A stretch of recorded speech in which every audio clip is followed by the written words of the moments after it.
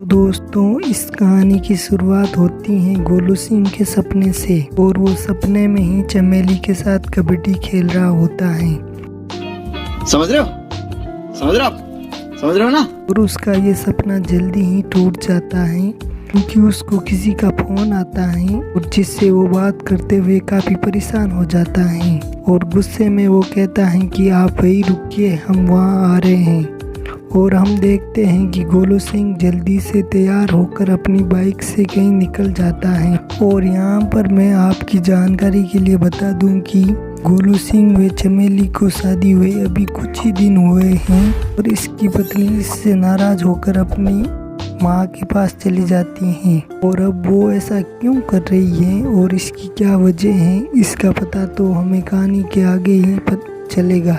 और हम कहानी के आगे देखते हैं कि गोलू सिंह अपनी बाइक से किसी के घर में जाकर पहुंचता है और ये घर चमेली का ही होता है। और वो वहां जाकर चमेली को आवाज लगाने लगता है। तब उसकी आवाज सुनकर चमेली तो नहीं आती है लेकिन उसकी माँ बाहर आ जाती है जिसका नाम रेखा होता है। और यहाँ पर रेखा और गोलू सिंह में थोड़ी सी बहस होती है और यहाँ पर गोलू सिंह कहता है कि हम यहाँ हमारी पत्नी को लेने आए हैं क्योंकि हमारी शादी को 10 दिन हो गए हैं और अब हमें उसकी ज़रूरत है। ये सुनकर उसकी सास रेखा उसकी बेइज्जती करते हुए कहती हैं कि ज़रूरत है तुमसे, तो उसकी ज़रूरत तो पूरी नहीं होती है, इसीलिए तो वो तुम्हें छोड़कर वो हमारे घर आ गई हैं और वो यहीं रहना चाहती हैं। तो फिर गोलू सिंह कहता है कि हम यहाँ चमेली को लिए बगैर नहीं जाएंगे। और इन दोनों की बहस तो चल ही रही होती है तभी वहाँ पर चमेली की दोनों बहनें बिंदिया और रानी आ जाती हैं।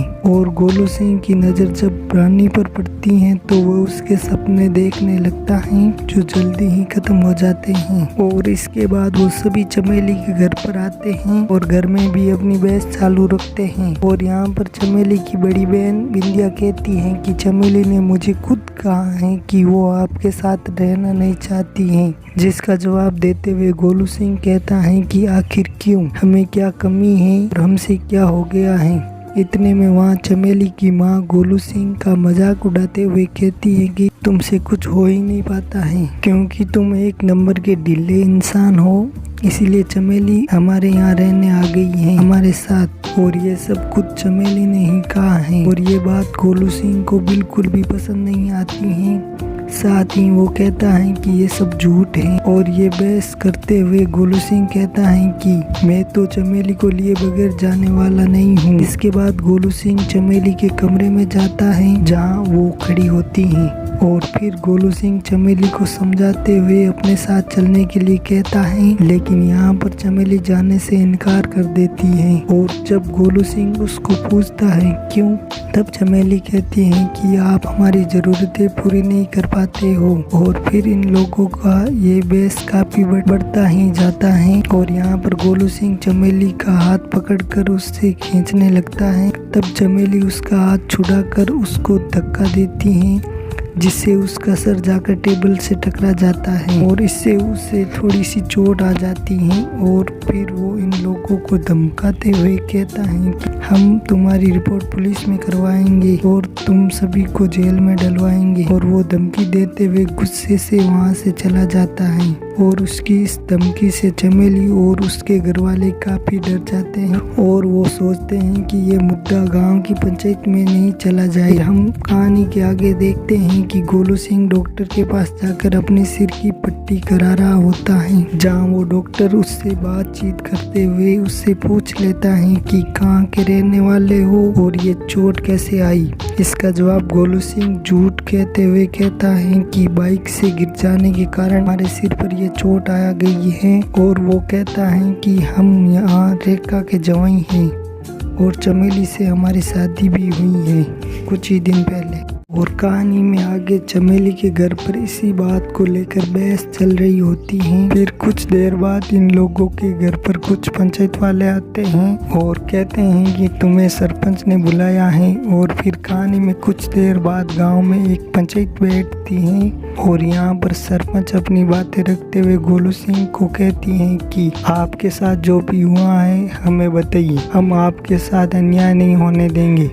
और यहाँ पर गोलू सिंह अपनी बातें रखते हुए कहता है कि इन लोगों के खिलाफ हत्या का मामला दर्ज कीजिए और साथ ही कहता है कि चमेली हमारी औरत हमारे साथ नहीं चलना चाहती है। तब सरपंच कहती हैं कि चमेली का ये कहना है कि आप उसको खुश नहीं करते हो, इसलिए चमेली आपके साथ जाना नहीं चाहती है। और इतने में चमेली की माँ रेखा भी उनका साथ देते हुए कहती है कि तुम एक फुसकी बम हो, इसलिए चमेली तुम्हारे साथ रहना नहीं चाहती है। और फिर यहाँ पर चमेली और गोलू सिंह को इसी बात पर बहस होने लगती है और यहाँ पर पंचायत भी रेखा का साथ देती है। तब गोलू सिंह को गुस्सा आता है तो वो सरपंच से भी बहस करने लगता है। तब रेखा कहती है कि सरपंच साहब आप ये कैसे फैसला करोगे कि कौन झूठ है और कौन गलत। अब इनके बीच में चमेली कहती है कि आप इस गोलू सिंह का सरकारी अस्पताल में इसकी जांच करवाओ और इससे साफ हो जाएगा कि कौन सही है और कौन गलत। और यहाँ पर सरपंच लोगों को भी ये बात सही लगती है और वो लोगों को जांच का फैसला सुना देते हैं।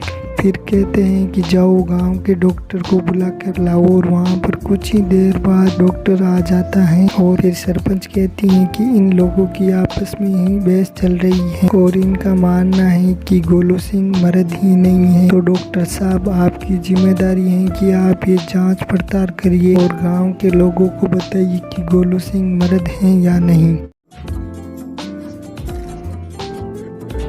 तो ये बात सुनकर डॉक्टर साहब कहता है कि हो जाएगा। तब सरपंच कहती हैं कि रिपोर्ट को कितने दिन लगेंगे। तब डॉक्टर साहब कहता है कि 8 से 10 दिन लगेगा और इसके लिए मुझे शहर जाना होगा। और फिर सरपंच कहता है कि ये रिपोर्ट ही पंचायत का आखिरी फैसला होगा। और इतने में चमेली की माँ रेखा कहती है कि जब तक रिपोर्ट नहीं आती तब तक गोलू सिंह यहाँ नहीं रह सकता। मगर पंचायत को ये फैसला ठीक नहीं लगता है और पंचायत कहती है कि गोलू सिंह चमेली के घर में ही रहेगा इन लोगों के साथ और जब तक रिपोर्ट नहीं आ जाती तब तक। और ये फैसला हमारा आखिरी फैसला होगा। और कुछ देर बाद गोलू सिंह डॉक्टर के साथ इनके हॉस्पिटल में आ जाता है और फिर डॉक्टर गोलू सिंह से बात करते हुए कहता है कि हमें यकीन है कि आप पर ये आरोप गलत लगाए गए हैं। और फिर कहानी के कुछ देर बाद डॉक्टर वहाँ पर छोटी सी डिब्बी लेकर वहाँ आता है और वो फिर गोलू सिंह से सैंपल मांगता है। कुछ देर बाद गोलू सिंह चमेली का सपना देखता है जिसके कारण वो सैंपल की डिब्बी को लाकर डॉक्टर साहब को देता है और वहाँ से अपने ससुराल आ जाता है। कहानी के दूसरी तरफ चमेली गोलू सिंह से काफी गुस्सा होती हैं, लेकिन कुछ देर बाद वो गोलू सिंह की लाई गई रबड़ी खाने लगती हैं और खाते खाते रानी को कहती हैं कि ये रबड़ी हमारे पति ने हमारे लिए लाई थी, इसलिए इसे हम ही खाएंगे और वो जैसा भी है वो हमारा पति है। और फिर आगे उसकी बहन रानी उससे पूछती हैं कि ये इल्जाम आपने गोलू सिंह पर लगाया है, क्या ये झूठ है? तो चमेली कहती हैं कि कोई भी पत्नी अपने पति पर झूठा इल्जाम क्यों लगाएगी। और यहाँ पर रानी को उसकी बातें झूठी लगती हैं और सोचती हैं कि कुछ तो गड़बड़ है और वो सच कह रही है या झूठ कह रही है, ये तो हमें कहानी के आगे ही पता चलेगा। गोलू सिंह पंचायत का फैसला मानते हुए अपने ससुराल आकर बैठ जाता है और वो उसकी सास को खाना लाने का ऑर्डर देता है और उसकी इस हरकत के कारण उसकी सास उसको गुस्से से देखने लगती हैं और वो हंसते हुए कहती हैं कि एक बार पंचायत का फैसला आ जाने दो, फिर तुम देखना कि मैं तुम्हें धक्के मार कर इस गांव से कैसे निकालती हूँ।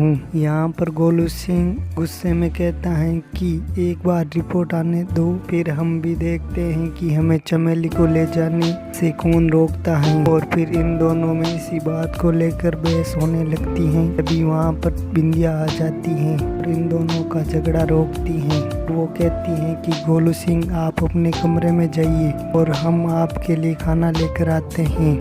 और फिर हम कहानी में देखते हैं कि रानी डॉक्टर से मिलने जाती हैं। तब डॉक्टर उससे कहता है कि इतने दिन मिलने क्यों नहीं आई। रानी कहती हैं कि जीजा जी घर में आ गए हैं, इसीलिए मेरा निकलना मुश्किल हो गया है, इसी कारण मैंने कॉलेज का बहाना बनाया और मैं यहाँ चली आई।